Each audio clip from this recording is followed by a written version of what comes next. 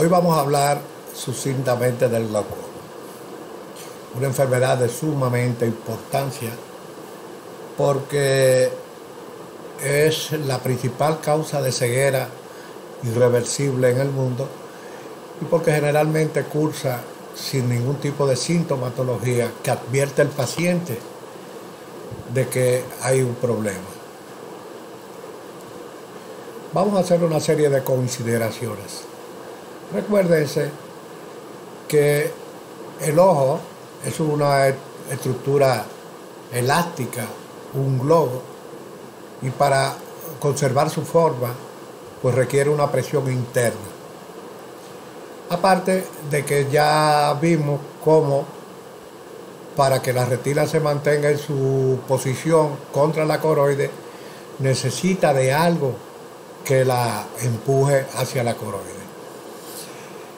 En el compartimiento posterior, pues esto se consigue con el vítreo, el humor vítreo. El humor vítreo llena todo el compartimiento posterior y empuja la retina contra la coroide y le da forma al globo ocular en la parte posterior. Pero la parte anterior, en el compartimiento anterior,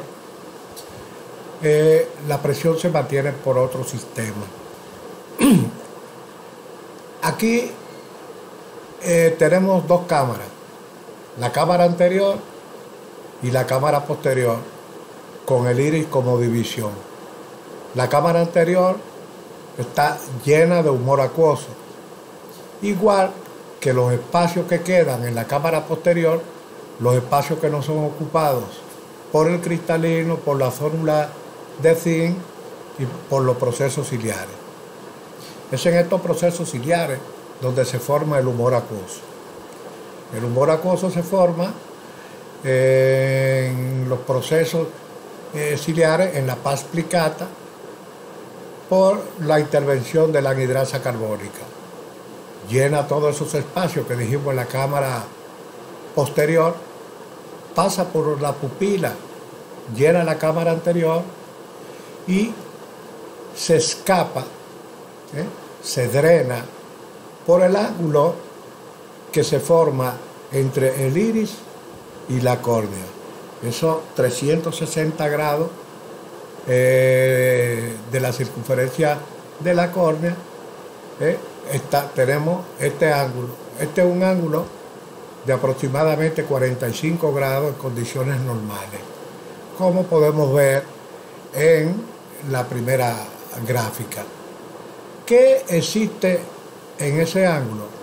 Bueno, lo primero que vamos a ver es una malla trabecular, y así se llama, por donde se filtra el humor acuoso, se filtra, nunca mejor dicho la expresión, y cae en una especie de anillo, en un canal que recibe el nombre de canal de Schlemm.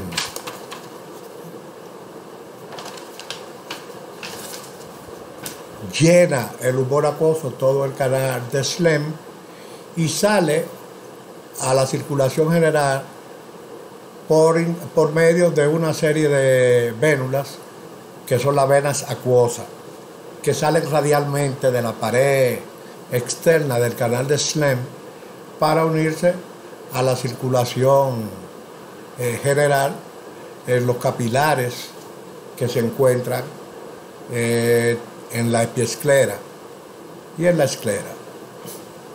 Entonces, aquí, visto esto, tenemos que considerar dos cosas. Primero, que el vítreo permanece en su mismo volumen desde el nacimiento. Entonces, si hay algo que puede alterar la presión, vamos a ir a ver el circuito hidrodinámico del humor acuoso. Necesita un equilibrio entre la cantidad de humor acuoso que se produce continuamente, contrario al vítreo que permanece, pues el humor acuoso se va produciendo y excretando, produciendo y excretando, y tiene que haber un equilibrio entre la cantidad de humor acuoso que se produce por unidad de tiempo y la cantidad que escapa por el canal de Slem. Cualquier razón que aumente la producción del humor acuoso, la hiperproducción del humor acuoso, va a producir un aumento de esa presión dentro del ojo.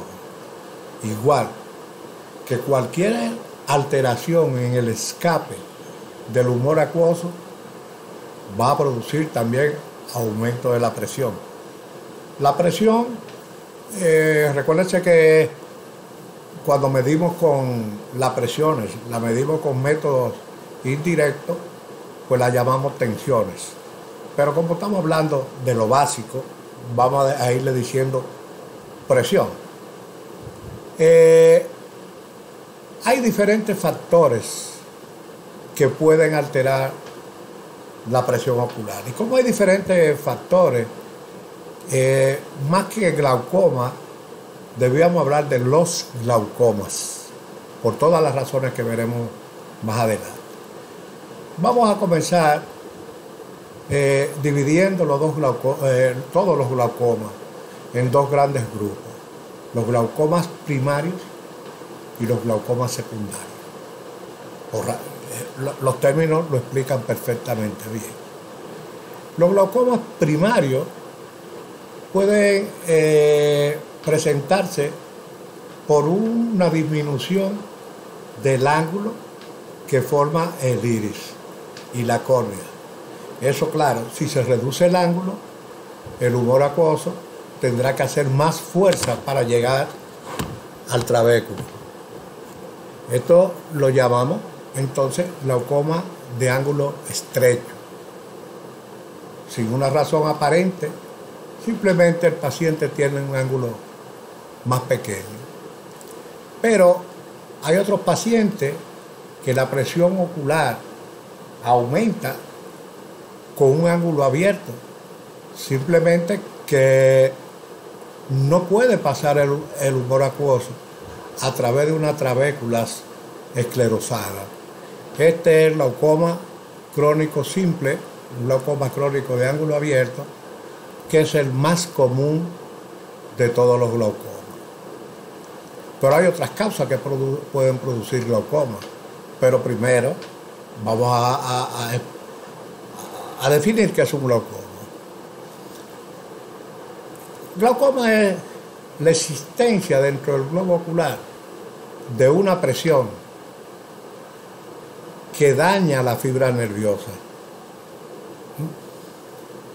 Fíjense que no hablamos necesariamente de una presión alta dentro del ojo. Es una presión que dañe la fibra nerviosa.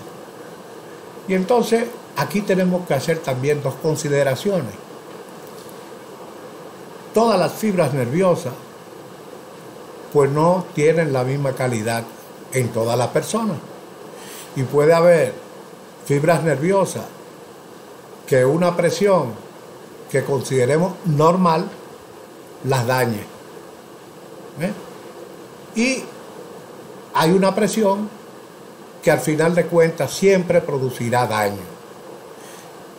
Las tensiones intraoculares que consideramos normales oscilan entre los 12 y los 20 milímetros de mercurio, porque estadísticamente sabemos que la mayoría de los ojos soportan esta presión sin daño a la fibra, lo cual no quiere de ninguna manera decir que en algunas personas una tensión intraocular que se considera dentro de los límites normales provoquen daños similares a los daños glaucomatosos.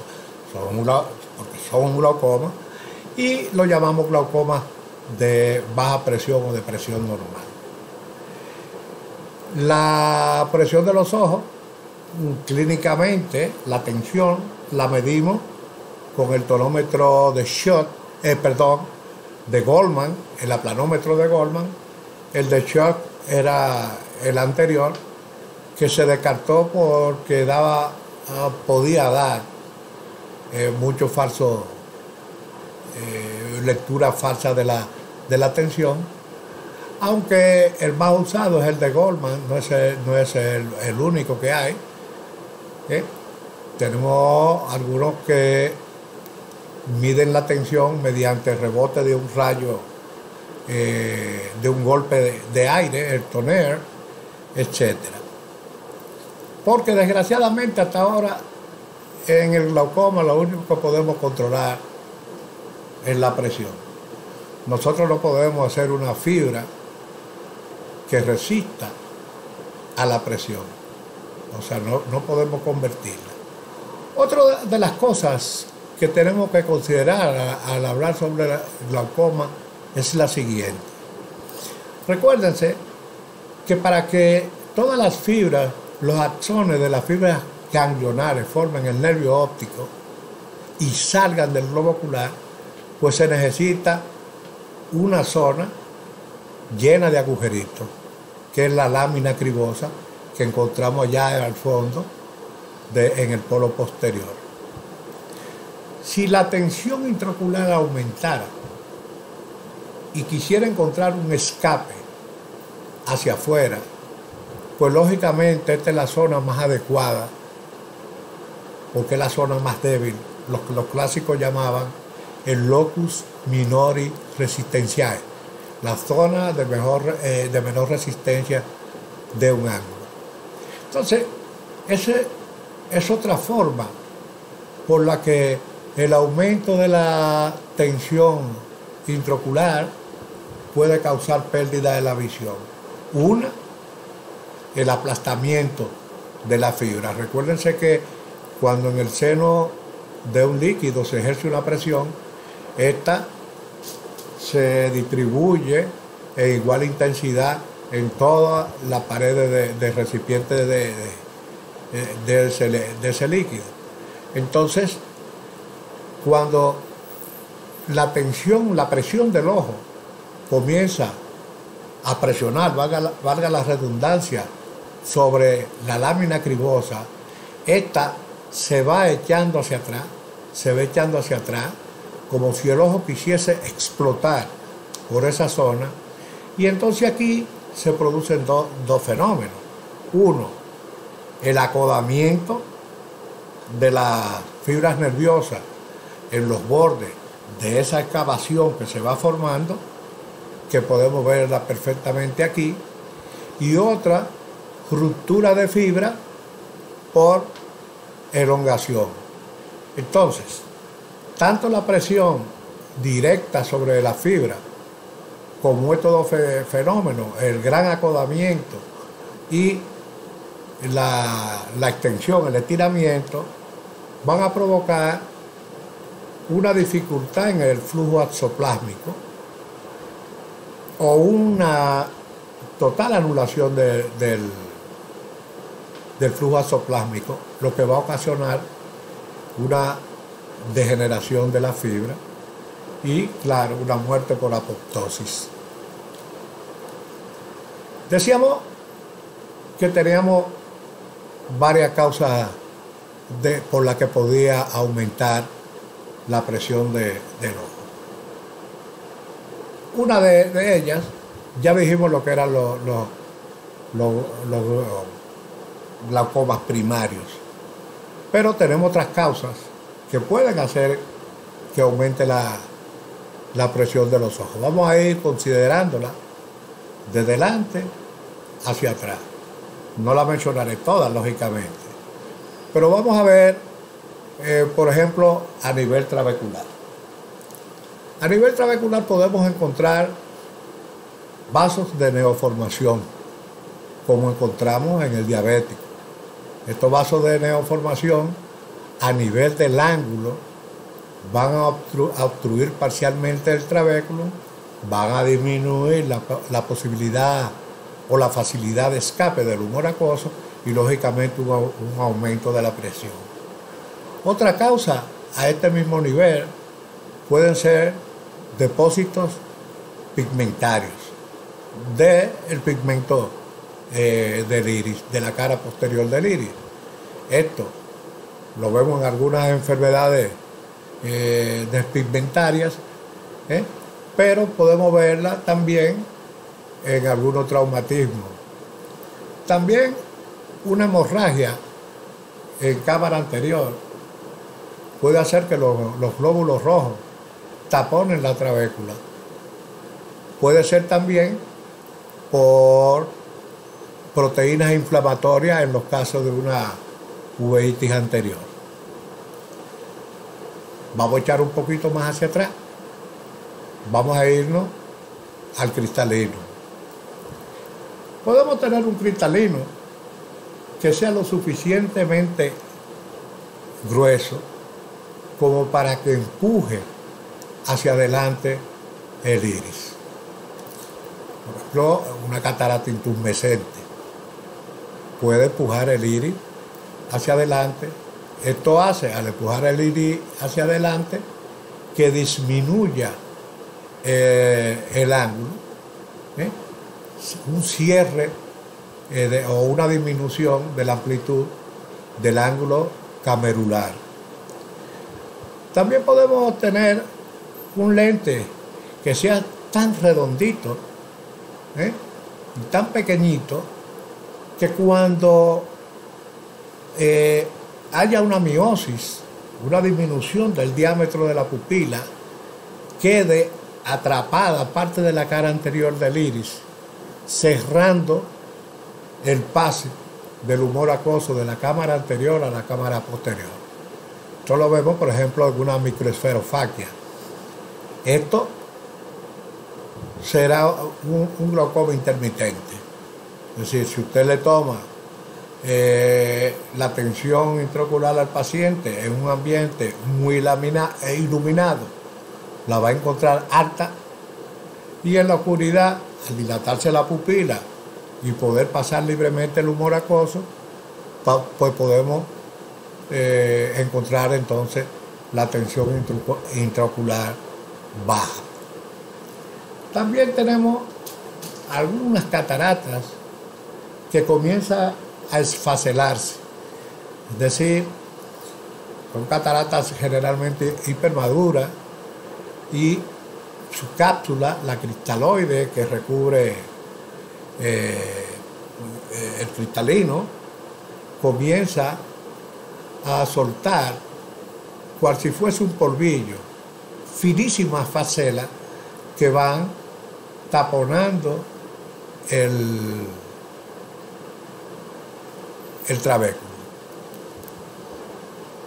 Como ven aquí, el origen del problema se encuentra en el cristalino, no en el ángulo, como los glaucomas primarios.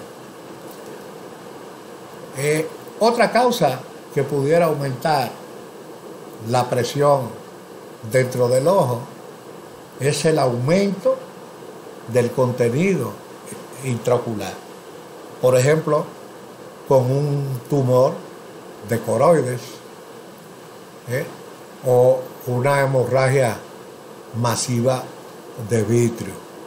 Al aumentar el volumen, va a aumentar la presión, claro, porque es un circuito cerrado. Este es un glaucoma sumamente avanzado, una excavación. Eso que se ve borroso al fondo era la lámina cribosa, que debía estar aquí adelante en condiciones normales. Esa zona se ha empujado hacia atrás por la presión. Fíjense que hasta los vasos sufren un acodamiento en esa excavación. Ya les digo, este es un glaucoma sumamente avanzado. Uno de los principales estudios que tenemos es la campimetría o perimetría, porque nos puede dar en teoría un diagnóstico temprano, aunque sabemos que los defectos campimétricos se hacen visibles ya cuando hay una pérdida de un 30% aproximadamente de fibra. Y esto que ven ustedes ahí, esa mancha negra, eso corresponde a la cabeza del nervio óptico, que debía ser mucho más pequeña de cómo se ve ahí. Y esta es la primera manifestación, esto es lo que llamamos escotoma de Seidel, la primera manifestación de que la presión que hay dentro del ojo está provocando daño en la fibra nerviosa. Este escotoma tiene la tendencia a progresar hacia arriba y hacia abajo, formando un arco primero alrededor de la mácula y luego completándose en forma de un anillo. Ese es el escotoma de Jerrum. Ya luego comienza a contraerse el campo visual, es decir, la pérdida de fuera hacia adentro. Y el paciente pudiera tener una gran pérdida de fibras nerviosas y como lo último en afectarse es la región macular, este paciente pudiera seguir viendo 20/20. Por eso no podemos de ninguna manera tomar la agudeza visual como sinónimo de salud ocular. Claro, este y otros estudios lo hacemos cuando tenemos sospecha. Una de las sospechas es un aumento de la tensión intraocular. El hecho de que un paciente tenga la tensión intraocular con valores por encima de lo que consideramos normal, que debíamos llamarlo mejor normativos, no quiere decir necesariamente que es un glaucoma. El glaucoma es cuando hay daño de la fibra nerviosa. Pero vamos a hacer qué hacemos con esos pacientes con tensiones altas, pero aparentemente sin glaucoma. Vamos a seguir con esto. Miren aquí una campimetría de un paciente en un estado sumamente avanzado de glaucoma, donde todo lo que ustedes ven en negro, total, es pérdida de visión. Y solamente este paciente tiene una visión en el centro. Esto es lo que se llama visión tubular. Ya en las etapas terminales, el paciente es como si viese a través de un sorbete. O sea, tiene una visión central, pero no tiene campo visual. Vuelvo y les repito, el peligro es que este paciente pudiera estar viendo 20/20. Por eso una historia clínica detallada es importante. Hay glaucomas que tienen un componente genético, hereditario. Entonces es sumamente importante saber si el paciente tiene familiares que hayan sufrido o estén sufriendo de glaucoma. Luego viene la sintomatología. El glaucoma no duele en la gran mayoría de los casos. Para que un glaucoma produzca dolor, ya tiene que ser un glaucoma con presiones muy altas, por encima de 40 o 50 milímetros de mercurio. Entonces, aunque no le duele, si el paciente, si le hacemos una historia bien detallada, con calma, veremos que el paciente puede decir que le ve halos a las luces, ve arcoíris que se producen en la córnea. Entonces el paciente dice, sí, yo a las luces de noche ocasional veo un arcoíris. Eso llama muchísimo la atención y nos va a llevar entonces a investigar la posibilidad de un glaucoma. Les repito, vamos a investigar glaucoma, aunque la presión no caiga dentro de los límites normales. Otro estudio que hacemos es el OCT, que como vimos cuando hablábamos de la retina, es una tomografía óptica de la retina, y ya tenemos programas que pueden medir el espesor de la capa de fibra nerviosa. Hay otro examen que data de mucho tiempo, pero es invaluable. No, la tecnología avanza mucho, pero esto es fundamental, que es la gonioscopía. La gonioscopía es la visualización del ángulo. No se puede hacer diagnóstico de glaucoma sin una gonioscopía. Cuando digo no se puede hacer diagnóstico, me estoy refiriendo a no se puede hacer un diagnóstico diferencial, porque es la única manera que tenemos de ver los 360 grados del ángulo. Aquí medimos si es un ángulo estrecho, si es un ángulo abierto, si es un ángulo cerrado, pero aún más, vemos el trabéculo y sabemos entonces si hay neovascularizaciones trabeculares, si hay pigmento depositado en la trabécula, etc. Ese es un examen también invaluable. Entonces, visto todo esto, hay que entender que el diagnóstico de glaucoma necesita una buena anamnesis primero, y luego un buen estudio ocular para poder hacer un diagnóstico diferencial. El glaucoma necesita un apellido.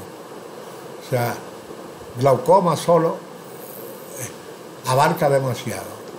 Y claro, el diagnóstico diferencial es lo que nos va a dar el tratamiento adecuado. No hay ningún tratamiento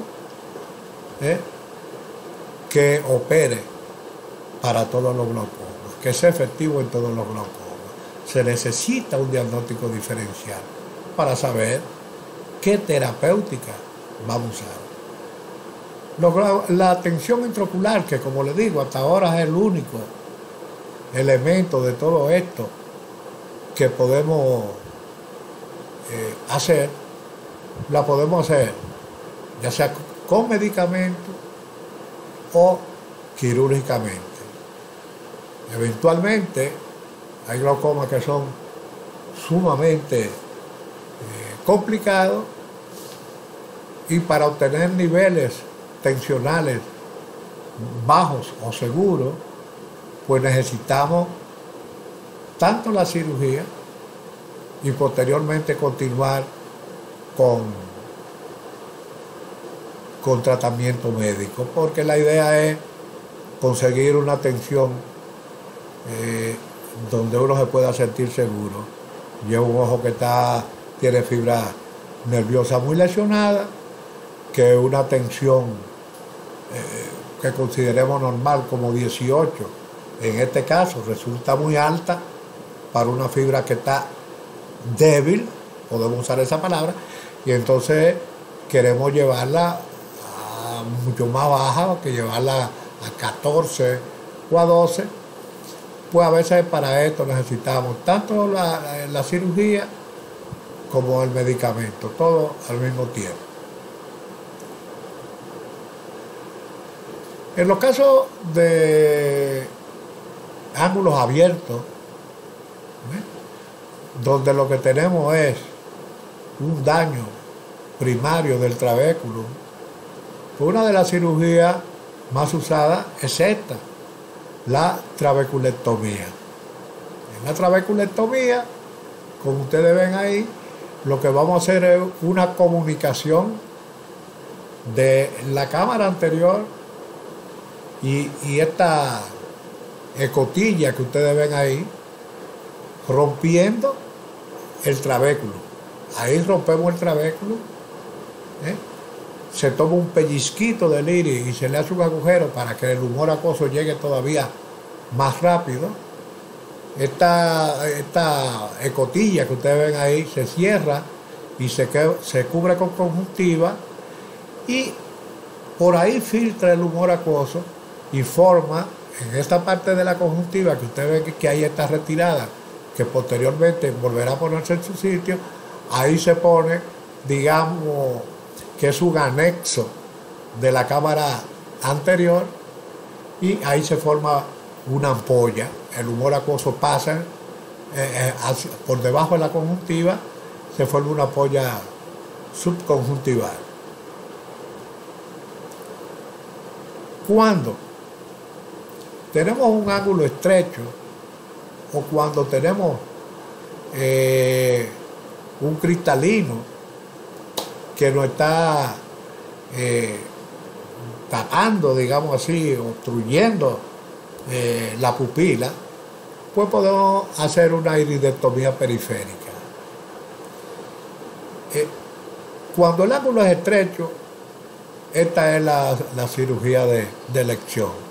El humor acuoso obvia el paso por la pupila y llega por ese triángulo o esa V que ustedes ven ahí, señalado por la flecha. El humor acuoso pasa de la cámara posterior a la cámara anterior por ese agujero y cae directamente al frente del trabéculo. No tiene que empujar la raíz del iris para llegar al trabéculo.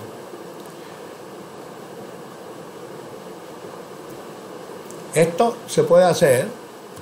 Esta es una iridectomía periférica quirúrgica. Una incisión en la córnea, se entra por ahí una pincita, se coge un pellizco del iris, se tira hacia afuera y con unas tijeras se corta, se le pone y un puntito, pues eso es una iridectomía periférica, pero quirúrgica. Podemos hacer también iridotomía. En este caso, eso que ustedes ven ahí es un agujero que se hace con un láser, un jack láser.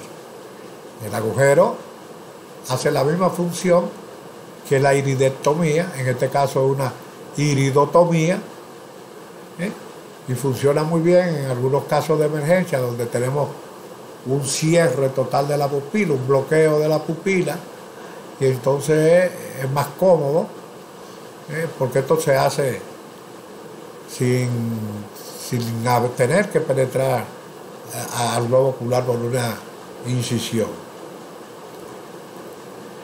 Este es un caso, este es una válvula. ¿Recuerdan cuando le dije ahorita que se le hacía un anexo al globo ocular? Bueno, pues este es un anexo de más categoría. Fíjense que hay un tubito que se introduce en la cámara anterior y eso va a una válvula, en este caso una válvula de Hamet. El humor acuoso entra por esa canulita que ustedes ven ahí y llega a la válvula y ahí se distribuye por debajo de la conjuntiva. En las válvulas de Hamet, ustedes pensarán, bueno, pero ¿y por qué no hacer la otra? Si esta tiene que ser sustancialmente más cara, más difícil y más incómoda. Bueno, porque esto se usa en determinados pacientes, donde la gravedad del cuadro requiere una gran filtración, pues se usa una válvula de Hamet. Ahora bien, y por esto le hablaba de que es necesario hacer un diagnóstico diferencial. Cuando hay una hiperproducción de humor acuoso, podemos hacer dos cosas: o inhibir su producción, y ya dijimos que era fundamental la anhidrasa carbónica, pues usando acetazolamida por vía oral podemos disminuir porque la producción de humor acuoso bloqueando su enzima. Con la acetazolamida podemos bajar esa producción de humor acuoso. ese tipo de glaucoma, que no es tan frecuente, pero que existe por hipersecreción, no funciona que usted haga otro tipo trate de poner otro tipo de terapéutica.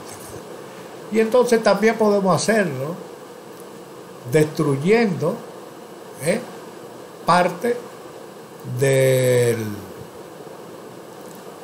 epitelio donde se produce el humor acuoso, de la pars plicata, y esto puede hacerse ciclofotocoagulando el cuerpo ciliar transescleralmente con un láser hecho específicamente para eso.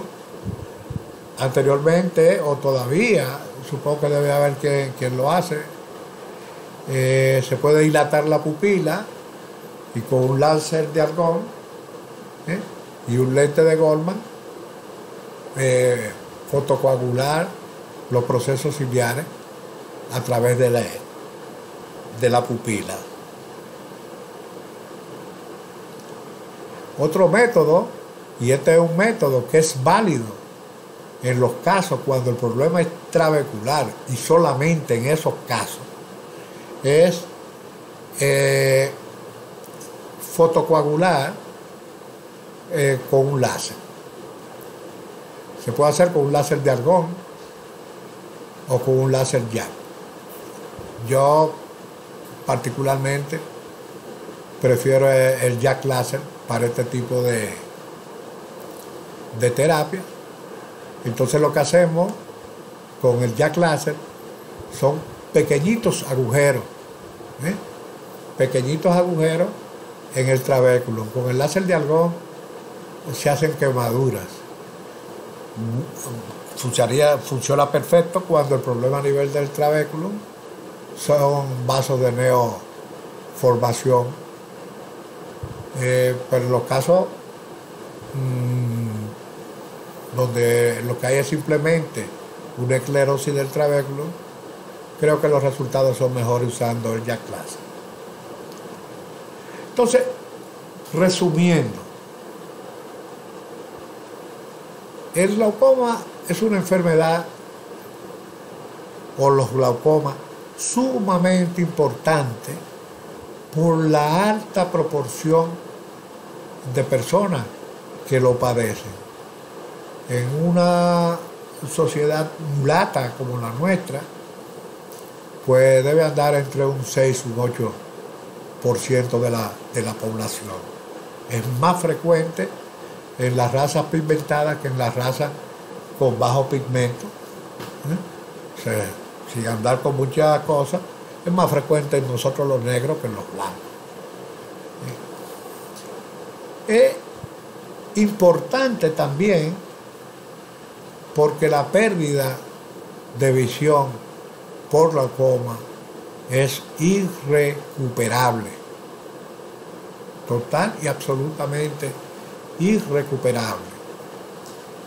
También, en conclusión, que pueden ser muchos tipos de glaucoma, y por ser muchos tipos de glaucoma, pues tenemos muchas líneas terapéuticas, desde las gotas hasta las cirugías.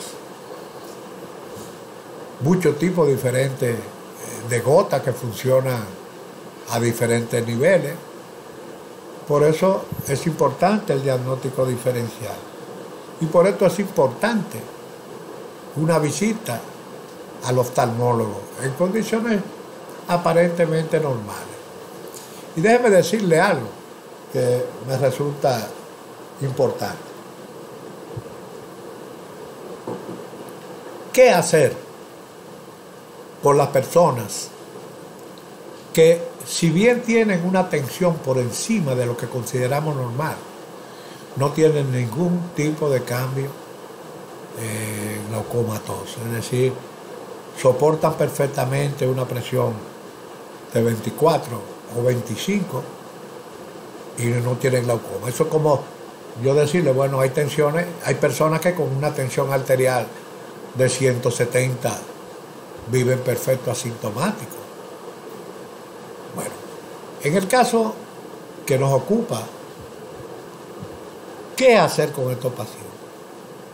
Explicarles que si bien no tienen cambio glaucomatoso, las estadísticas enseñan que por más que sea saludable una fibra nerviosa, por más fuerte que sea, a la larga no tendrá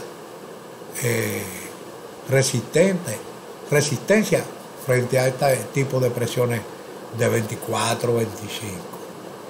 Y que lo prudente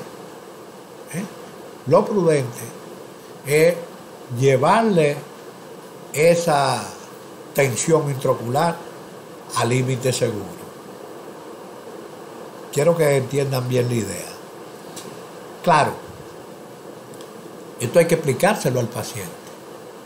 Desde el primer día le estoy hablando de la necesidad de la comunicación del médico con el paciente.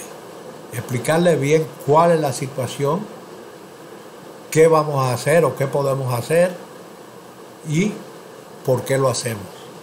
Es decir, bueno, mire, usted tiene una tensión intraocular alta, le he puesto todos estos exámenes, todas estas pruebas salen normales, es decir, usted no tiene glaucoma, porque no solamente la presión, como le dije ahorita, es lo que va a definir la enfermedad, pero si no le bajamos la tensión intraocular, usted va a desarrollar glaucoma. Entonces vamos aquí a negociar este asunto. Para mí lo correcto es llevársela a un sitio seguro, a un nivel de seguridad, y así está tranquila usted y estoy tranquilo yo. Y entonces se le instaura el tratamiento apropiado para un diagnóstico diferencial que vamos a hacer. O sea, vamos a revisarle el ángulo, vamos a revisar todo, por qué la presión está alta. Este paciente no está dándome la sintomatología, pero me la va a dar. Estadísticamente no tiene escapatoria. Recuerden, esto es lo importante de que el examen de la visión se haga con un profesional especializado en oftalmología. Buenas tardes.